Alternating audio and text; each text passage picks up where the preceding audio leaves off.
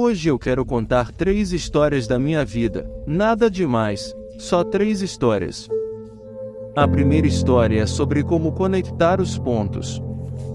Eu desisti da faculdade RID depois dos primeiros 6 meses, mas continuei como ouvinte por mais 18 meses antes de desistir de verdade. Por que eu desisti? Tudo começou antes de eu nascer. Minha mãe biológica era uma jovem estudante que decidiu me colocar para adoção. Ela achava muito importante que eu fosse adotado por pessoas formadas na faculdade. Tudo estava certo para que eu fosse adotado por um advogado e sua esposa, exceto que, na hora do parto, eles decidiram que queriam mesmo uma menina. Então meus pais, que estavam na lista de espera, receberam uma ligação no meio da noite perguntando se eles queriam um bebê inesperado, um menino. Eles disseram que sim. Minha mãe biológica descobriu depois que minha mãe adotiva nunca havia se formado na faculdade e que meu pai adotivo nunca havia se formado no ensino médio. Ela se recusou a assinar os papéis finais da adoção. Alguns meses depois, meus pais prometeram que eu iria para a faculdade. Essa foi a base da minha vida e, 17 anos depois, eu fui para a faculdade. Mas escolhi uma faculdade muito cara, quase tão cara quanto Stanford, e todas as economias dos meus pais de classe trabalhadora estavam sendo gastas na minha mensalidade. Depois de 6 meses, eu não via valor naquilo. Eu não tinha ideia do que queria fazer da minha vida e nem como a faculdade iria me ajudar a descobrir. E eu estava gastando todo o dinheiro que meus pais haviam economizado durante toda a vida deles. Então eu decidi desistir e confiar que tudo daria certo. Foi bem assustador na época, mas olhando para trás, foi uma das melhores decisões que já tomei. Assim que desisti, pude parar de fazer as aulas obrigatórias que não me interessavam e começar a assistir as que pareciam mais interessantes. Não foi tudo romântico, eu não tinha um quarto na residência estudantil, então dormia no chão do quarto de amigos. Devolvia garrafas de Coca-Cola para ganhar 5 centavos e comprar comida. E caminhava 7 milhas para ir ao templo Hare Krishna todo domingo à noite para ter uma boa refeição na semana. Eu adorei. E muito do que eu descobri seguindo minha curiosidade e intuição acabou sendo inestimável mais tarde. Deixe-me dar um exemplo. Na época, o Reed College oferecia talvez a melhor instrução em caligrafia do país. Por todo o campus, cada cartaz, cada etiqueta em cada gaveta era lindamente escrito à mão. Porque eu tinha desistido e não precisava fazer as aulas normais, decidi fazer um curso de caligrafia para aprender como fazer isso.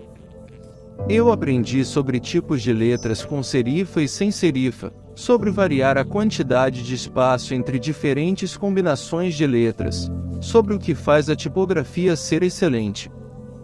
Era lindo, histórico, artisticamente sutil de uma maneira que a ciência não pode capturar, e eu achei fascinante. Nada disso tinha esperança de ter qualquer aplicação prática na minha vida. 10 anos depois, quando estávamos projetando o primeiro computador Macintosh, tudo voltou para mim. E nós o projetamos todo com isso. Foi o primeiro computador com tipografia bonita. Se eu nunca tivesse entrado naquele curso na faculdade, o Mac nunca teria tido múltiplos tipos de letra ou fontes proporcionalmente espaçadas. E como o Windows apenas copiou o Mac, é provável que nenhum computador pessoal os tivesse. Se eu nunca tivesse desistido, nunca teria entrado nesse curso de caligrafia, e os computadores pessoais não teriam a maravilhosa tipografia que eles têm. Claro, era impossível conectar os pontos olhando para frente quando eu estava na faculdade. Mas ficou muito claro olhando para trás 10 anos depois.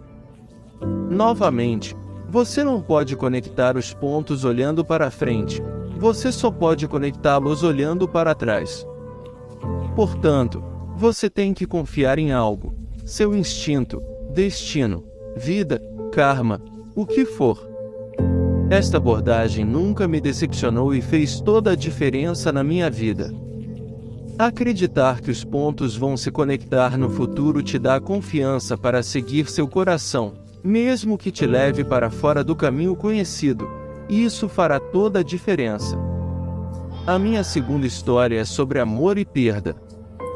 Tive sorte em descobrir o que amava fazer cedo na vida e comecei a Apple na garagem dos meus pais quando tinha 20 anos. Trabalhamos duro e, em 10 anos, a Apple havia crescido de apenas nós dois em uma garagem para uma empresa de 2 bilhões de dólares, com mais de 4.000 funcionários. Lançamos nosso melhor produto, o Macintosh, um ano antes e eu acabará de completar 30 anos. E então fui demitido. Como você pode ser demitido de uma empresa que fundou?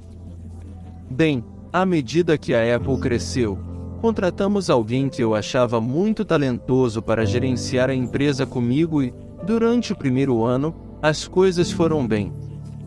Mas, então, nossas visões de futuro começaram a divergir e, eventualmente, tivemos um desentendimento. Quando isso aconteceu, o conselho de administração tomou o partido dele. Aos 30 anos, eu estava fora e muito publicamente fora. O que havia sido o foco de toda a minha vida adulta havia desaparecido e isso foi devastador. Realmente não sabia o que fazer por alguns meses. Sentia que havia decepcionado a geração anterior de empreendedores, que havia deixado cair a tocha que estava sendo passada para mim. Encontrei-me com David Packard e Bob Noyce e tentei me desculpar por ter falhado tão gravemente. Eu era um fracasso muito público e até pensei em fugir do vale. Mas algo começou a me despertar lentamente. Eu ainda amava o que fazia.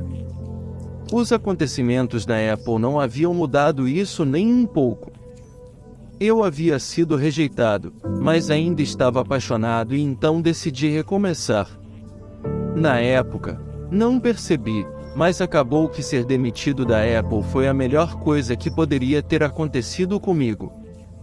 O peso de ser bem-sucedido foi substituído pela leveza de ser um iniciante novamente, menos certo sobre tudo. E isso me libertou para entrar em um dos períodos mais criativos da minha vida. Nos próximos 5 anos, fundei uma empresa chamada Next, outra empresa chamada Pixar e me apaixonei por uma mulher incrível que se tornaria minha esposa. A Pixar criou o primeiro longa-metragem de animação totalmente em computador do mundo, Toy Story, e agora é o estúdio de animação mais bem-sucedido do mundo. Em uma reviravolta notável dos acontecimentos, a Apple comprou a Next e eu retornei à Apple.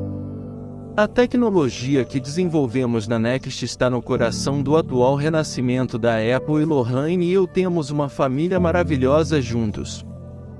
Tenho quase certeza de que nada disso teria acontecido se eu não tivesse sido demitido da Apple.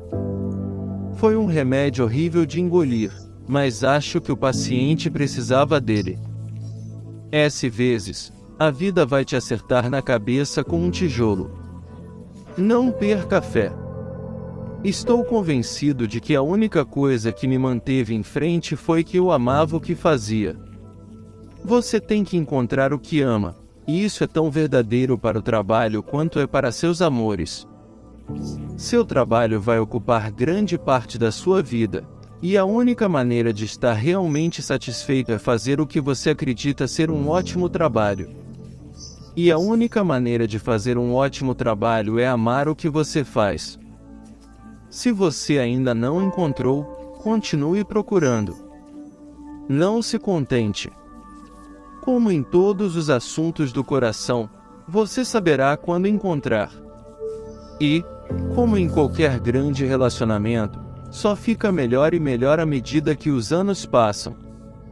Então continue procurando até encontrar. Não se contente. Fazer um grande trabalho é amar o que você faz. Se você ainda não encontrou, continue procurando e não se estabeleça. Assim como em todos os assuntos do coração, você saberá quando encontrar, e como em qualquer grande relacionamento, ele só fica melhor e melhor com o passar dos anos. Então, continue procurando, não se estabeleça. Minha terceira história é sobre a morte. Quando eu tinha 17 anos, li uma citação que dizia algo como: se você viver cada dia como se fosse o último, um dia você certamente estará certo. Isso me impressionou e, desde então, pelos últimos 33 anos, olho no espelho todas as manhãs e me pergunto: se hoje fosse o último dia da minha vida, eu gostaria de fazer o que estou prestes a fazer hoje. E sempre que a resposta tem sido não por muitos dias seguidos, eu sei que preciso mudar algo. Lembrar que você vai morrer é a ferramenta mais importante que já encontrei para me ajudar a tomar as grandes decisões da vida. Porque quase tudo, todas as expectativas externas, todo orgulho, todo medo de constrangimento ou fracasso, todas essas coisas simplesmente desaparecem diante da morte, deixando apenas o que é verdadeiramente importante. Lembrar que você vai morrer é a melhor maneira que conheço para evitar a armadilha de pensar que você tem algo a perder. Você já está nu. Não há razão para não seguir o seu coração. Ninguém quer morrer, nem mesmo as pessoas que querem ir para o céu. E, no entanto, a morte é o destino que todos compartilhamos. Ninguém jamais escapou dela. E isso é como deve ser, porque a morte é muito provavelmente a melhor invenção da vida. É o agente de mudança da vida. Ele limpa o velho para abrir caminho para o novo. Agora, o novo é você, mas um dia não muito distante, gradualmente você se tornará o velho e será limpo. Desculpe ser tão dramático, mas é a mais pura verdade. Seu tempo é limitado, então não o desperdice vivendo a vida de outra pessoa. Não fique preso ao dogma, que é viver com os resultados do pensamento de outras pessoas. Não deixe que o barulho das opiniões alheias cale a sua própria voz interior e, mais importante, tenha coragem de seguir seu coração e intuição. De alguma forma, eles já sabem o que você realmente quer se tornar. Tudo mais é secundário. Continue faminto, continue tolo.